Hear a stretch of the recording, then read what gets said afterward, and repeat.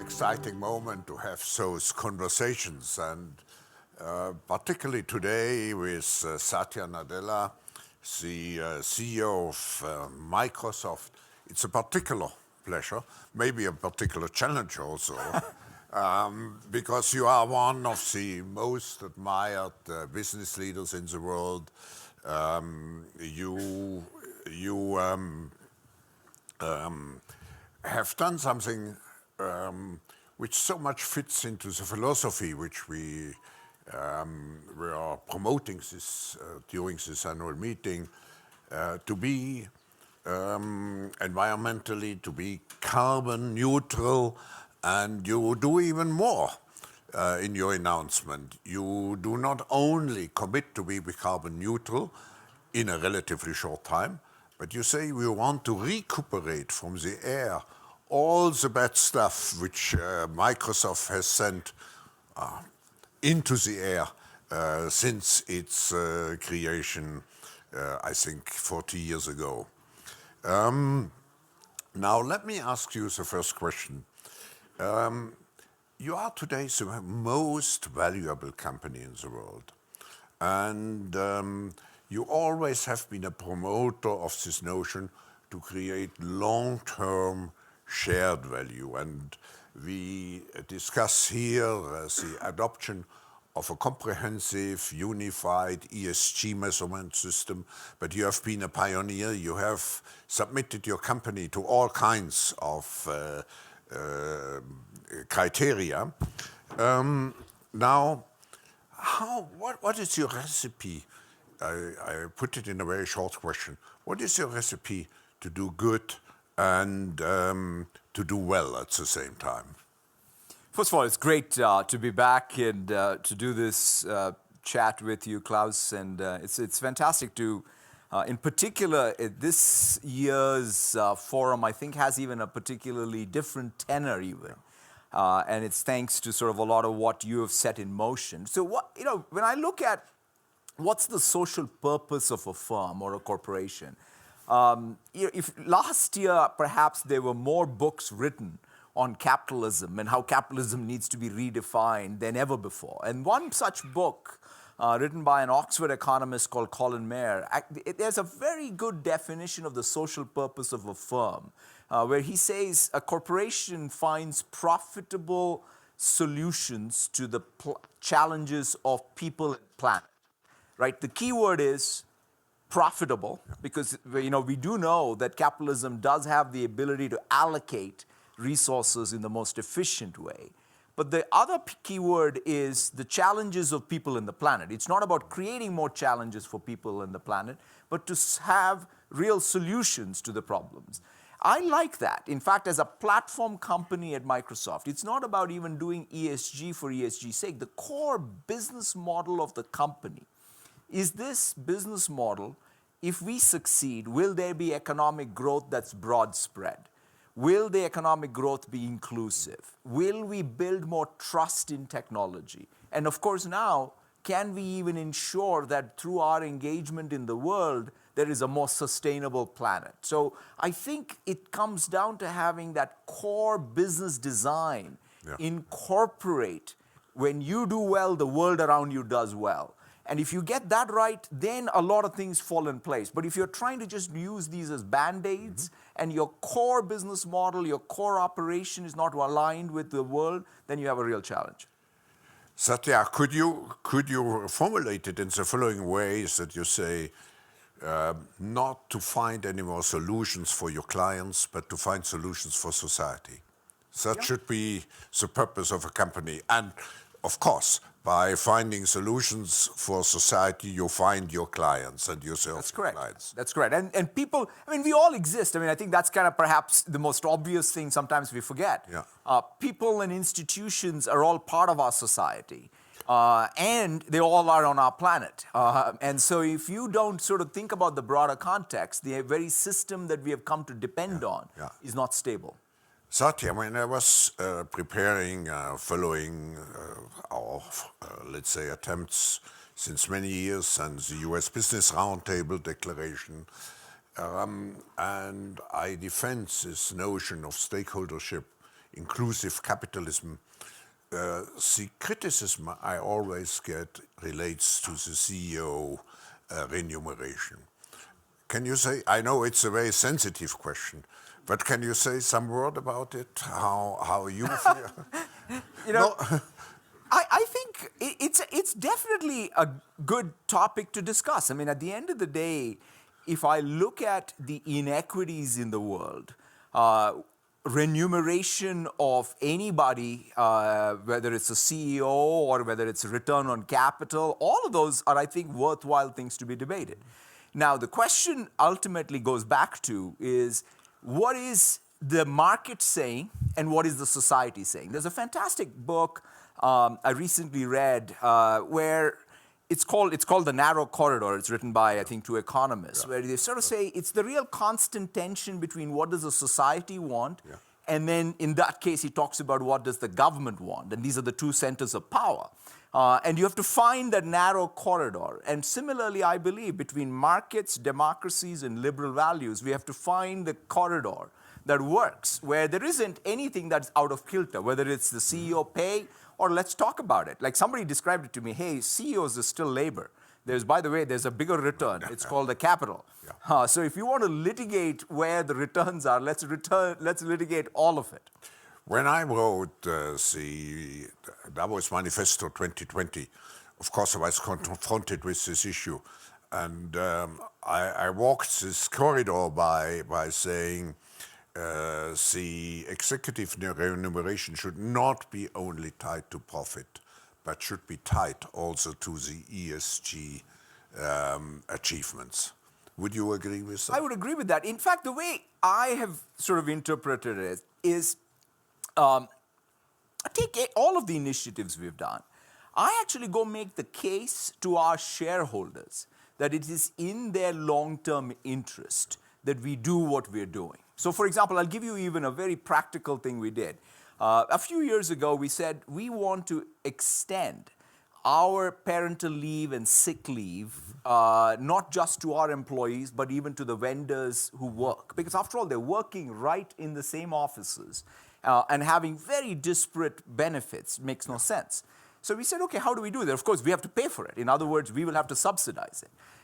So that's profit out of our bottom line. And at the same time, no employee at Microsoft will feel good about working at Microsoft if they don't feel that we're doing the right thing. And our shareholders should care about our employees feeling good. And so I think the CEOs do in today's world have more of work to do to communicate clearly that stakeholder capitalism is somehow not against shareholders. In fact, it is for the shareholders' long-term benefit. It's more the clash between short-term and long-term, and not between, let's say, shareholder capitalism and stakeholder capitalism. That is absolutely right. If I may change the subject, in the name of national security, for example, you cannot sell your products in China anymore, I think from 23 on, to governmental units. Are you concerned that the world is developing in the direction of two circles, with each with its own technology rules, and actually we create this technology Cold War? What is your, because you are very, very well implanted in China, and what is your feeling and your reaction, and what would you suggest? You know, first of all, I would start by saying, look, every country does deeply care about their national security and their national interest, even broadly, if I said, whether that's why they care about their trade and having fair trade deals. They care about their national security, and I think that will always be the case. But that said, I think here's the way I would at least urge us to think about what should happen. If we sort of consciously, quote unquote, decouple, whether it's the internet or the trading spheres or what have you, all we will do is increase the overall transactional costs of our economy, and everybody will be worse off. I think that's just going to be what will happen. I'll always go back. I immigrated to the United States in '88. Then I went and studied, and the Berlin Wall fell in '89. And then I went and joined the software industry in '90. And it was kind of like winning 3 lotteries in sequence. And the 30-year period has been just an amazing period of market access, the ability to expand into all corners of the world. And I do feel in the tech industry we do need to grow up because the world is a little more complicated than that. And our responsibilities are more. But that said, I think any decoupling without some thought into how we can come up with mechanisms. For example, I believe trust in technology is something that the world will need more norms around, right? Take cybersecurity. We've called for the Geneva Convention around cybersecurity. We have called for, and You were very active. And very active in it. Same thing on the AI ethics. I think take even the topic of AI ethics. Yeah. I think China cares as deeply about AI ethics as the United States. To assume that somehow the Chinese people and the Chinese government are also not going to worry about the implications of AI run wild would be a problem. And so therefore, I think both the United States and China and the European Union having a set of principles that govern what this technology can mean in our societies and the world at large is probably more in need today than it was in the last 30 years. Now, one of the key issues in the economy of today is how we handle data. And I think it was you who at least you spoke out for data dignity. And of course, we have a tension. How much do we protect privacy? How much do we use the potential of those data for good? Yeah. Now, you have expressed yourself on several occasions. Could you just repeat what is your opinion about this whole issue of privacy, which worries so many people? And how can we guarantee privacy and, on the other hand, still use the data, for example, for medical purposes and so on? Sure. I mean, there are a couple of things. One is, I would say, data and privacy around data at an individual level needs to be thought of as a human right. I mean, in some sense, Europe has taken a lead with GDPR and has even effectively regulated that. And in our case, we took that regulation and we are in fact hoping to see a more of a federal standard in the United States and in the world over. In fact, we have taken some of the subject rights of GDPR and made it available worldwide. So yes, I think we believe that data and privacy around data is a human right and it has to be protected. You have to be transparent. Now, but here's the interesting thing. I think that this term I like, which we use called data dignity, goes one step further than privacy because data that you contribute to the world is got utility. Utility for you, utility for the business that may be giving you a service in return, and the world at large. How do we account for that surplus being created around data? And who is in control around giving those rights? That's the next level of, I think, work we all need to do, where it's not just, oh, I have privacy and I just give away my data. I should be able to, in fact, control in a much more finer-grained way how my data is being used to create both utility for me and the world and the causes I care about. Let's see with the public. Would you agree with the statement? Yes, I think we should encourage because not everybody shares your. Yeah, I think everyone should care about their data. Everybody should care. That's the reason. If not, then that's a different world. That's the reason why I wanted to get you encouraged by the reaction of the public. But could you go one step further and you could see something? I just invent the expression. I don't know whether it has been used.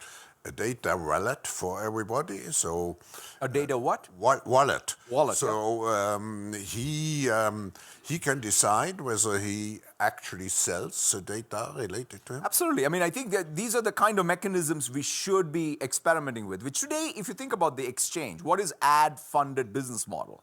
And by the way, ad funding is not a bad business model because in some sense you're getting a free service. Yeah. But that's the only data-driven business model purely where there is value exchange. And you could even say that the value exchange is not fair because the middleman in this case, the ad broker, makes all the profit. What if this thing was split a lot more evenly? The consumer benefited a lot more than just the free service. The advertiser, whose prices, by the way, keep going up because it's second price auction, in fact, goes down. So I believe some of the best economics work should happen around data dignity, and new business models in the 2020s will hopefully allow us to get there. You spoke, you mentioned already artificial intelligence. You have written a book, Hit Refresh. I personally, I mean, I even have written this book about the fourth industrial revolution and coins in the ocean, but I still have difficulties to understand the whole ethical concept around artificial intelligence. What needs actually, where are the borderlines? What do we want to capture when we talk about ethical rules? A couple of things. So first of all, why do we think AI does mark a real departure from, let's say, the previous generation of software and software development? I think it's an important topic because for the first time, we have the ability for software to be written, so to speak, by data, as opposed to software generating data. So if you sort of think of AI at a foundational level, that's the paradigm shift. So it's a machine learning. That's correct. Yeah. So in some sense, you essentially have data generating your software, or the learning generating, being generated by data. But at the same time, I think we should not be too, fast in abdicating our responsibility in what is happening here. For example, we have set aside, we have defined a set of principles around fairness, around robustness, around privacy, security, transparency, intelligibility of the models that are created, and accountability. Yeah.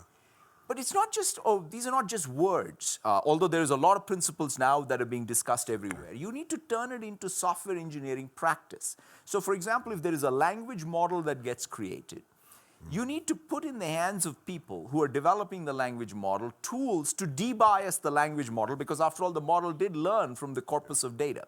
So I think we as tools makers, software developer, platform creators, we are very focused on building the best tool chain so that anybody involved in the process of creating AI can, in fact, by design, have the ethical principle enforced. I would say that. One of the other things we have learned is, what's the best way to ensure that there's no bias in AI? Yeah.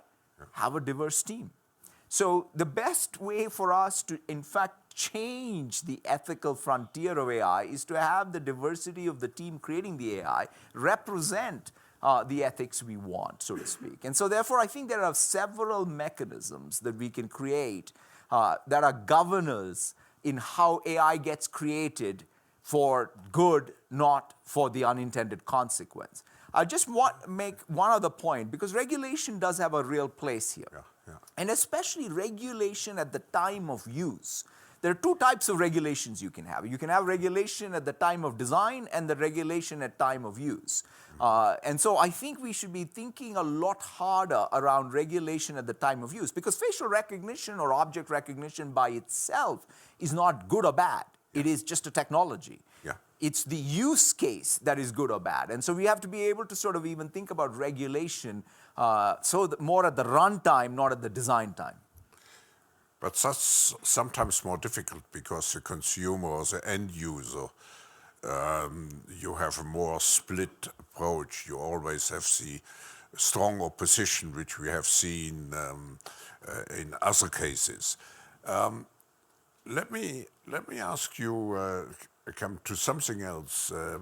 I was very struck. You wrote an open letter recently, and I think, to your employees, empowering, that was a sentence which struck, which caught my attention, empowering everybody to achieve more in the common decade. Yeah.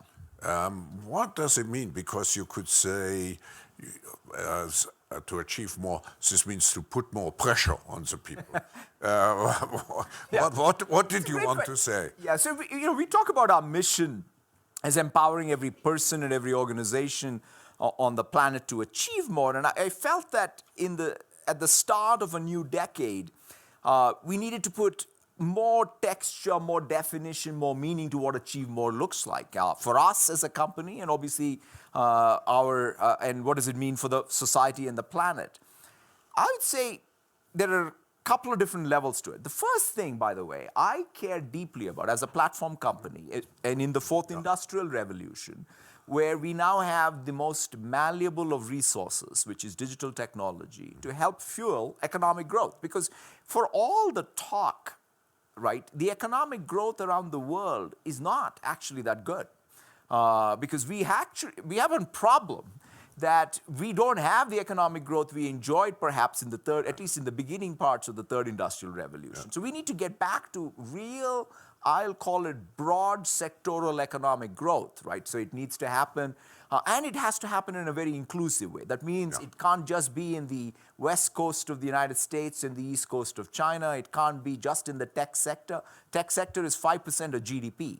It may even become 10%. What happens to the other 90% of the GDP is what matters in terms of real economic growth. It needs to happen urban and rural. So I think there are many, many of these divergences which we now need to converge back, I would say, and that needs to be front and center priority.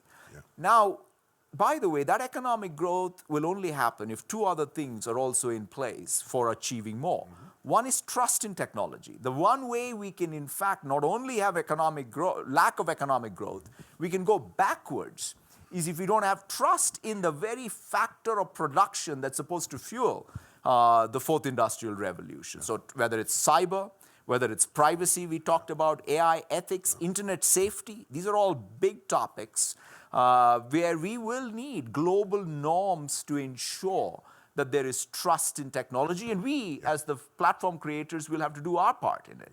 And lastly, I would say sustainability, which is achieving more means whatever economic growth we achieve is going to also make our planet more sustainable. So whether it's water, whether it's waste, whether it's carbon, or biodiversity have to be front and center. And so that's the framework we have for achieving more. I was just impressed by surprised by the figure of 5% of the tech industry today. But if you look now at the transformation of the automobile industry is becoming a digital industry. Absolutely.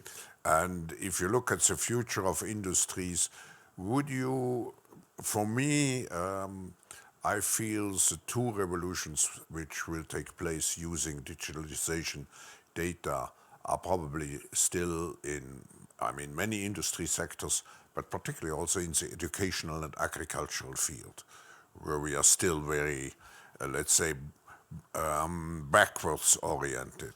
Right. Precision agriculture, precision medicine, whether it's digital manufacturing, everything is going to be defined by this fourth industrial revolution. But if you sort of say, what's behind the fourth industrial revolution? You've written the book, for which I wrote the foreword. Exactly. I think the fundamental thing that you're seeing is the increasing digitization of people, places, and things.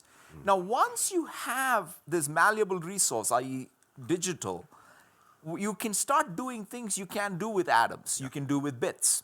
In fact, you can make your atoms more efficient, where they are, how they move, how they're made, because you can simulate, you can predict, you can automate, all in software. And I think that's the broad phenomena. Same thing with precision agriculture.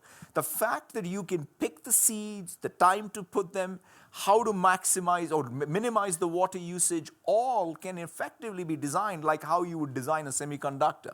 And so that ability to take even what is physical today and convert it into digital and then make the physical better is, I think, what's going to happen everywhere. Satya, we are just digesting, let's say, the digital revolution, now artificial intelligence, but now we have quantum computing.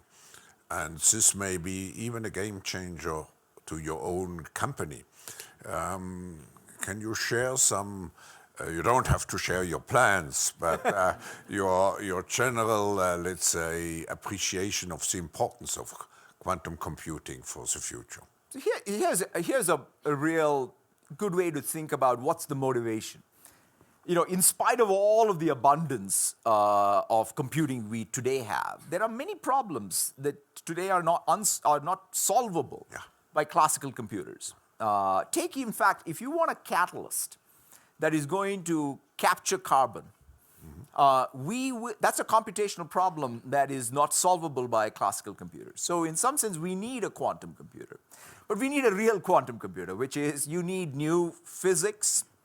In terms of you need to discover new physical properties that exhibit quantum behavior that are stable.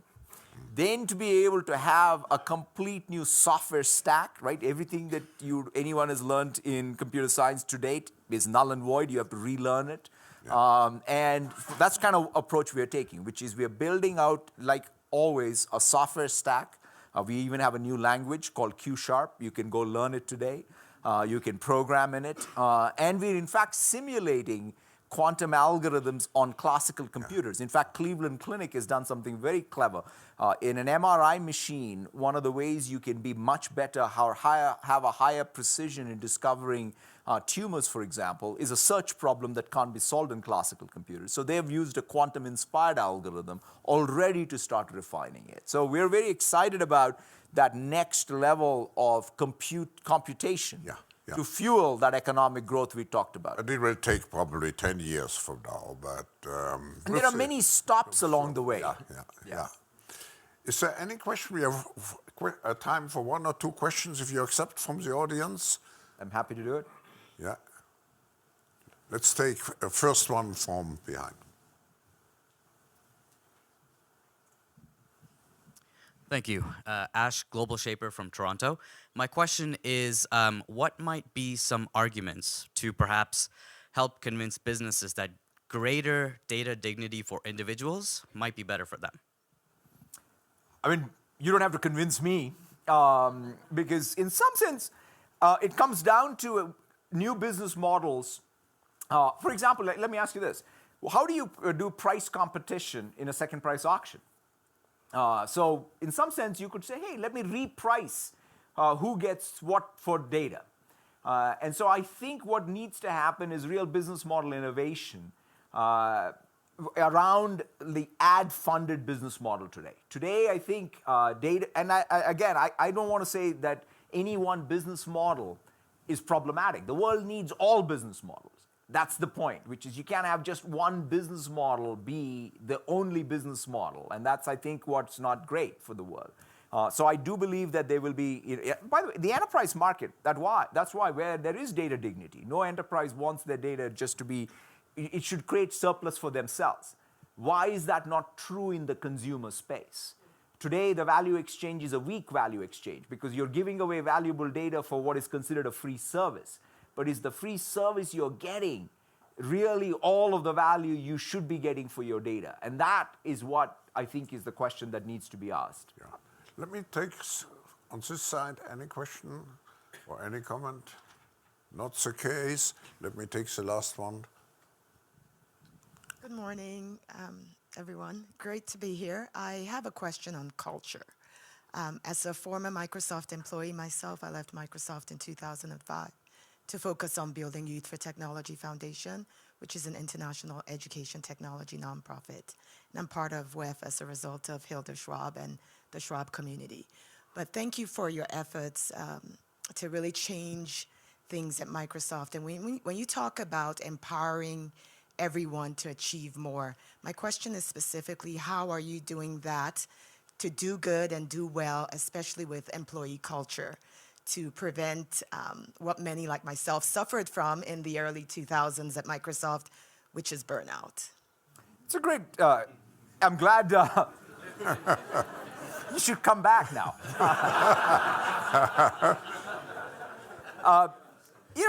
To me, the the lived experience of the people inside the company is everything. As a CEO, I always say that my biggest job is curation of culture, right? I mean, in some sense, we sometimes forget that in order to get your strategies right and products right, you need two things that really anchor you: that sense of purpose and mission, which gives you direction, right? And then culture, which makes it even possible for you to pursue that mission. And that's where I think the tone at the top, the focus on it, what are the ways we go about not just saying we have a culture X, we're going to change it to Y, and it's a one-time change, and then we'll forget about it. That's just not what it is. I mean, it's every day, all of the 140,000 people who work at Microsoft are going to come and look and say, is my lived experience close to what is the espoused culture? And that's the difficult framing of it. I would say whatever change we've been able to achieve is because the cultural meme we picked was inspired by Carol Dweck and her work around growth mindset, right? The concept is simple, which is if you go to school and you take two kids, one of them has more innate capability and the other has less, but one of them is the person with more innate capability is a know-it-all and the other is a learn-it-all, you know how the story ends. That applies to CEOs, that applies to companies, that applies to all the 140,000 people in the company. And so we have taken that and said, how do we confront, each of us, our fixed mindset each day when it comes to diversity and inclusion, when it comes to customer obsession, when it comes to even how we as a company come together. None of our customers can care less about sort of our divisional boundaries. So we need to come together. That's where you have to confront your fixed mindset. In fact, even today, sometimes people at Microsoft will come to me and say, Satya, we found the 15 people at Microsoft who don't have a growth mindset. That's not the point. The point is not to go look for the 15 people. It's to be able to, for me, to be vulnerable enough to say, I'm not perfect, I'll never be perfect, but I can learn. That's a good posture to have a living culture that is constantly keeping up with our own aspirations. Because I think we as human beings are never going to be satisfied with sort of what is the culture around us, because our standards are going to keep going up. And so that's what we aspire to do. We definitely are on a journey, and it's a continuous journey, and I think it's time for you to come back. No, unfortunately, we come to the end of this fascinating discussion. But I think what I take with me, we are living in such a disruptive time. We don't have the answer to all the things. And I mean, managing a company like Microsoft is such a complex challenge. But what I admire and what we have seen also in this session, you have to remain human, and you have, even if you are at the top, in the top position and you use the word, you have to confess that you are vulnerable. And as long as you know you are vulnerable, you work also to make sure that you remain human. Before I end and thank you, I just want to appreciate Microsoft's strong partnership with the forum. We spoke about the need to develop ethical frameworks around the new technologies, what we are doing now in our network of for the fourth industrial revolution, where Microsoft is very much engaged, and also to thank you, among many things, for the particular engagement for Uplink, which is a joint project with the UN, where we want to create a digital platform behind each of the SDGs, Sustainable Development Goals, to allow everybody to have people engagement, to make sure that people thrive, not just some businesses and NGOs, but everybody should engage behind the SDGs. And here, thank you very much, because it's possible, thanks to the collaboration we have. So, but coming back to the real purpose of this session, it was to show, to give an answer to some difficult questions, and I think we got Very satisfying answers. Thank you. Thank you so much, Klaus. Thank you. Thank you. Thank you. Thank you.